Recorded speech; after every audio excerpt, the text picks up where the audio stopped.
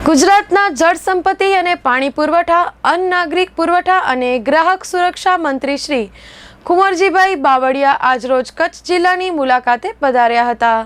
જળ સંપત્તિ અને પાણી પુરવઠા મંત્રી શ્રી કુંવરજીભાઈ બાવળિયાએ કચ્છના ભચાઉ તાલુકાના કટારિયામાં રાજબાઈ માતા હેડક્વાર્ટર્સ ખાતે પાણી પુરવઠા વિભાગના વોટર ટ્રીટમેન્ટ પ્લાન્ટની કામગીરીની મુલાકાત લીધી હતી।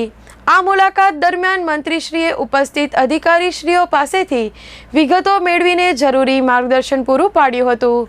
જે બાદ પાણી પુરવઠા મંત્રીશ્રીએ રાપર તાલુકાના મેવાસા ખાતે સિંચાઈ વિભાગની નાની સિંચાઈ યોજના હાલમાં ચાલી રહેલા વિવિધ કામોની સમીક્ષા કરી હતી।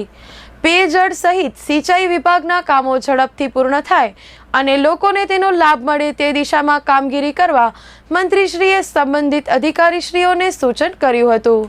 આ ઉપરાંત મંત્રીશ્રીએ ભચાઉ તાલુકાના લીલિયાણા ગામ ખાતે ચાલી રહેલા કામોની સમીક્ષા કરીને જરૂરી માર્ગદર્શન પૂરું પાડ્યું હતું।